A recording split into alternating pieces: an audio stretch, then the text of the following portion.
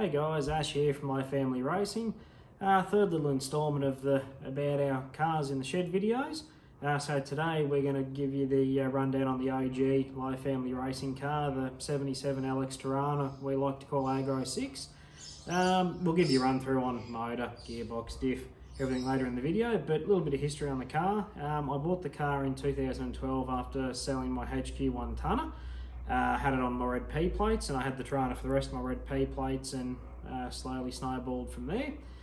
We got it from out at Westbrook, so it always stayed semi-local. It was Contessa Gold with a white roof, or as I like to call it, Poo Brown with a pearl through it, with a white roof. So when we decided, I got into the second year of my apprenticeship as a panel beater, decided it was time to get rid of the old Poo and white and go to something a little bit newer and more modern.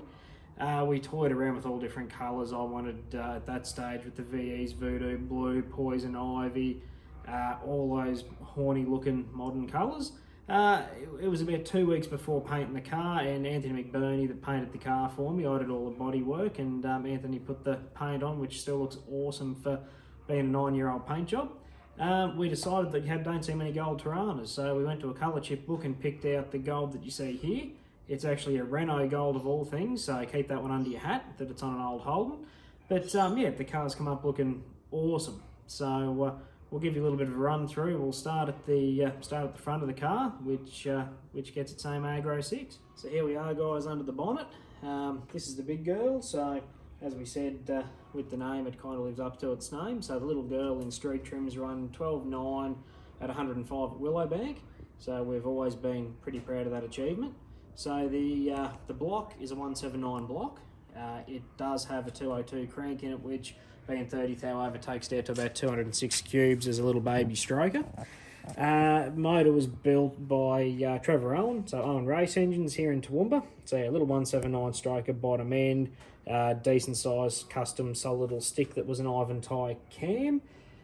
Early 149 Yellow Terra head that doesn't have a hell of a lot of meat left in it. Intake ports, everything all removed, Allen keys through the bottom, all the good usual suspects you'll find in there. Obviously Yellow Terra roller rockers on the top end, redline manifold, 45 DCOE FAJ carbies. So the little Chinese copies of Webers, but they were bought as a bit of an experiment on this car because we didn't know how the Webers were going to go with E85, because this little baby's pushing at about 12.8 to 13 to 1 comp. We didn't know how the Webers were going to go with E85, and not spending thousands of dollars on something we didn't know was going to work. We went for the Fadges, and the rest's history. The Kingswood runs them, Trevor's little Torana runs them and everything now, and they've actually become quite a popular little carburettor. So bolted around the engine, we've done the mechanical water pump delete, so it's running a Davies Craig 150 electronic water pump. Got the little Aussie Speed block off plate and everything on the front that makes it look neat and tidy, and you've only got to run the short little belt then just around the alternator and harmonic balancer. We're running the Blue Motor electronic distributor with the Eagle 10.5mm leads, MSD 6AL ignition control. We've got the Kilkenny rocker cover, we've got all the Speedflow braided lines, all the good looking stuff, etc, etc. Heading through to the gearbox, we've got a Tricky Transmissions built and prepared 3-speed Trimatic, TCE 4500 stall converter. We've got a 4-inch tail shaft in the old girl as well, going through to the rear end, which is hooked up to a Hilux RN25 Hilux diff with the McDonald Brothers brackets welded on there to suit Torana.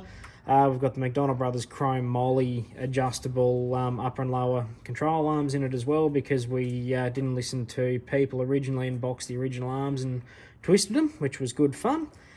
Yeah, 4.3 diff gears, true track centre, so she gets along pretty well. Yeah, look, the old girl's been a great thing. We've worked out it's done probably about 130 passes and never had the head off. Obviously, Chromatic head gasket as well with the compression.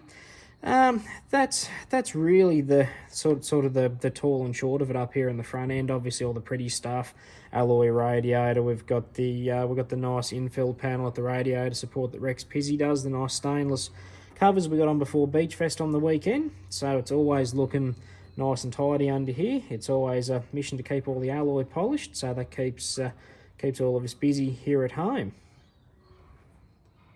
Okay, so we've got the inside of the old girl. So we've got the original Torana styling. That was one thing we kept with the whole car.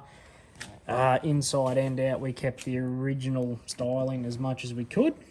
So we've got the original Torana bucket seats and the original Torana rears, re-trimmed in the black vinyl with the BA XR6 old tiger stripe, I guess you call the insert. So we actually got the seats done with the blue insert when the car was going to be painted blue originally. It caused a minor heart attack when I got the car home, painted gold, meant to put the seats in and realised they were blue, but it all works, which we were very, very happy with. So yeah, just your basic old black carpet, centre console. You'll notice in the centre there that it looks like the original T-bar. It's actually a Quicksilver B&M shifter, so straight gate and ratchet through the gears for racing, obviously. I didn't want to take the console out. I wanted to keep it all looking fairly nice and standard inside, and with a little bit of playing around, we got the Quicksilver to fit in the original shifter console well, which we were really happy about. Just all your other basic stuff. Being an SL, never had a factory tacho, so the old auto gauge tacho in there was one of the first things I bought when I bought the car, so it's got a little bit of sentimental value, so we've left that in there. Aftermarket shift light hooked up to it. We've got obviously just the usual water temp, oil pressure, and we've not long fitted up the air-fuel ratio gauge in there as well. Yeah, that's basically it on the inside. We've got the 4-point Bond roll cage fitted as well, which was a nice touch. We were able to actually find that a bloke was wrecking an SLR that he was doing that had it in there, so we were able to find that. That was a bit of a relic from the 80s there, which was a nice little touch, and obviously for racing it also gives it the looks as well. So yeah, basic little head unit in the dash, and everything else is fairly original in there and untouched. So as we move to the back of the car, it's once again fairly basic back here. So the boot was one thing we spent a little bit of time on. Old girl used to have, when we were racing it pretty well every weekend, used to have the fuel cell and fuel pump jammed in there, pretty basic.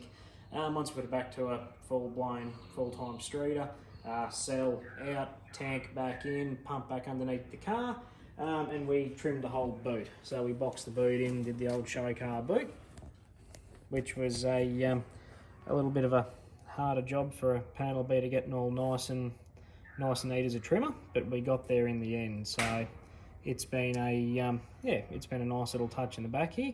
Obviously, normally gets filled up. We're going to run with a few jerry cans of E85, but that's okay.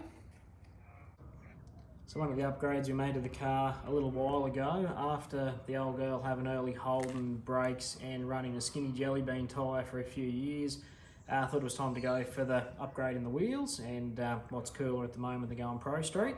So we went to Jegs SSR spikes on the front with the HQ brake conversion on the front, so it's HQ all round on 4 corners now. So we've got the 15 by 4s on the front, and we've got the 15 by 7s on the rear. We wanted to go a little bit fatter on the rear, but the Jegs wheels unfortunately don't give you a lot of option with backspacing, so we went with what we could, but it meant we could drop about 2 inches out the ride height, which I'd always wanted to do. We used to run a 14 by 8.5 with a 9.5 inch slick on the rear. Problem was we had to sort of have it sitting up in the air a little bit, but it all used to tuck under nicely. So the 235 tyre under the back fits nicely. Normally we run a ET Street or an SS or something on the rear, but yeah, all tucks under there quite nicely. So the wheels were definitely a nice touch. That the black with the gold, as that song says, it just seems to work. So all in all, guys, that's a quick run through on AGRO6. It's a pretty cool little thing, little E85 Holden 6 streeter. You can put the rubber down when you want it to, but it actually does drive nice and sedate when you need it to. We've just come back from Beach Fest actually for the week, so the family, we've had the 2 cars up there cruising around. So Caloundra to Coolum for on Friday for lunch, and then Coolum back to Caloundra and cruising around all night Friday night. So it's really well behaved for a little car with the engine with that sort of compression and everything in it.